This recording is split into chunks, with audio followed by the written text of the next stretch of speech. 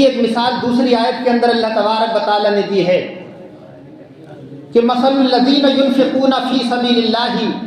کمثل حبۃ انبتت سبع سنابل فی کل سنبلۃ مئۃ حبۃ۔ اللہ نے اس کی مثال ایک گیہوں کے دانے سے دی ہے کہ جو لوگ اللہ کے راستے میں اپنے مال کو خرچ کرتے ہیں، اس کا مطلب یہ ہے کہ زکوٰۃ نکالتے ہیں اپنے مالوں میں سے، تو اس کی مثال اس دانے کی طرح ہے کہ جس سے 7 بالیاں اگی اور ان 7 بالیوں کے اندر 700 دانے نکلے، اور واللہ یضاعف من یشاء، اور اللہ تبارک و تعالیٰ چاہے تو اس سے زیادہ بھی اس کو عطا فرماتا ہے۔ یہ اس کے لیے کہا گیا ہے کہ جو زکوٰۃ نکالتے ہیں، یعنی گیہوں کا دانہ جو ایک کسان ڈالتا ہے، اللہ یہ فرماتا ہے جو ایک کسان ایک دانے کو بوتا ہے تو اللہ تبارک و تعالیٰ اس کے ایک دانے کے بدلے میں اس کو 700 عطا فرماتا ہے، لیکن اللہ تبارک و تعالیٰ اس سے زیادہ تمہیں عطا فرمائے گا جب تم اللہ کے راستے میں اپنے دانے کو، اپنے مال کو خرچ کرو گے، اپنے پیسے کو خرچ کرو گے۔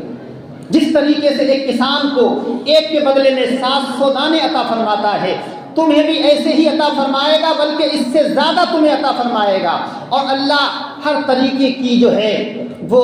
طاقت رکھتا ہے، ہر طریقے کی قدرت رکھتا ہے، وہ اللہ تبارک و تعالیٰ جس کو چاہے جو چاہے عطا فرما دے۔ تو یہ زکوٰۃ جو ہے وہ ہمیں، جن لوگوں کو اللہ تبارک و تعالیٰ نے مالک نصاب بنایا ہے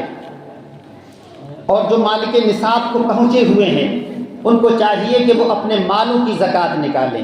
اچھا، رمضان کے اندر اس طریقے کی گفتگو اس لیے ہوتی ہے کہ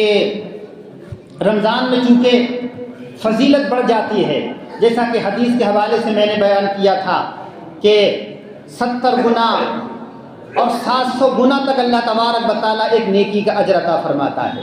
تو جب آپ اللہ کے راستے میں اپنے مال کو خرچ کرتے ہیں، زکوٰۃ کے ذریعے سے، صدقات کے ذریعے سے خرچ کرتے ہیں، تو ظاہر بات ہے رمضان کے اندر آپ نے خرچ کیا، ایک نیکی کا کام کیا، تو اس کا بدلہ اللہ تبارک و تعالیٰ جو ہے وہ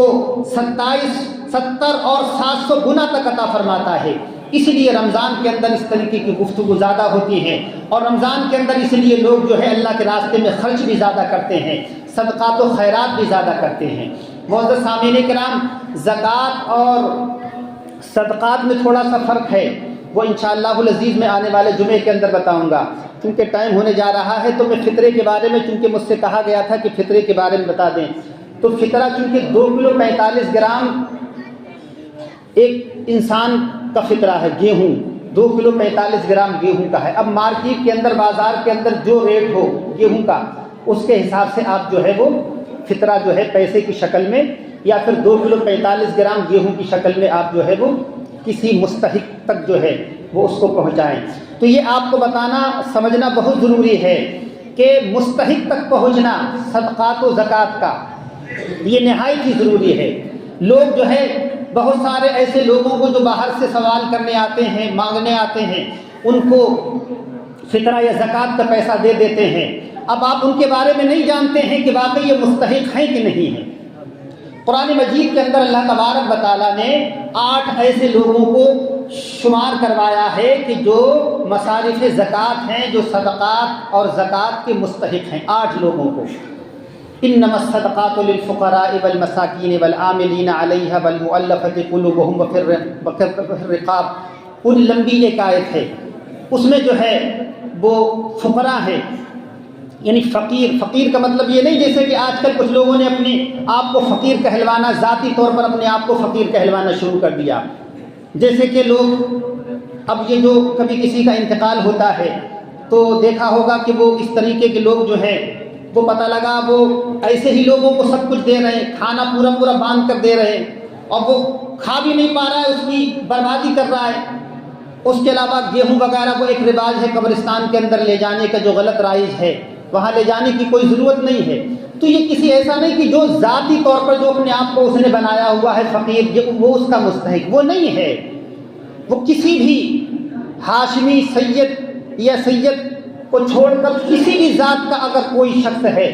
اگر وہ فقیر کی کیٹیگری کے اندر آتا ہے، مسکین کے دائرے کے اندر آتا ہے، تو اس کو دیا جا سکتا ہے۔ اس کو زکوٰۃ کا پیسہ، اس کو فطرے کا پیسہ اسی کو دیا جائے گا جو مستحق ہے، اور وہ وہی ہیں کہ جو 52.5 تولہ چاندی یا 7.5 تولہ سونے کا مستحق نہ ہو، اس کو ہم فقیر کہہ سکتے ہیں، لیکن اس کے لیے سوال کرنا جائز نہیں ہے۔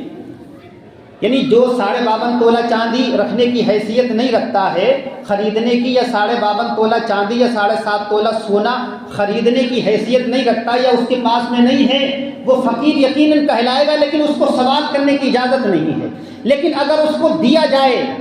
زکوٰۃ کا صدقے کا پیسہ تو وہ اس کے لیے لینا جائز ہے۔ لیکن مسکین جو ہے وہ سوال کر سکتا ہے۔ مسکین اور فقیر کے اندر فرق یہ ہے کہ فقیر وہ ہے، جیسا کہ میں نے ابھی بتایا، کہ وہ اتنی حیثیت نہ رکھتا ہو لیکن اس کے پاس میں ایک ٹائم کے کھانے کا ہو۔ لیکن مسکین وہ ہے جس کے پاس میں ایک وقت بھی کھانے کے لیے نہ ہو، ایک وقت بھی اس کے پاس میں کھانے کے لیے نہ ہو، وہ مسکین ہے، تو اس کو جو ہے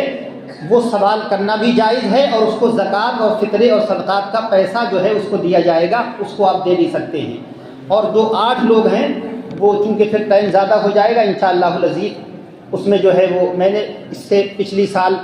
شمار بھی کروایا تھا، بتایا بھی تھا، ہر سال بتاتے ہیں لوگوں کو وہ 8 لوگ کون کون ہیں، وہ زکوٰۃ کے وصول کرنے والے ہیں، وہ کیسے ہیں، مسافر ہیں،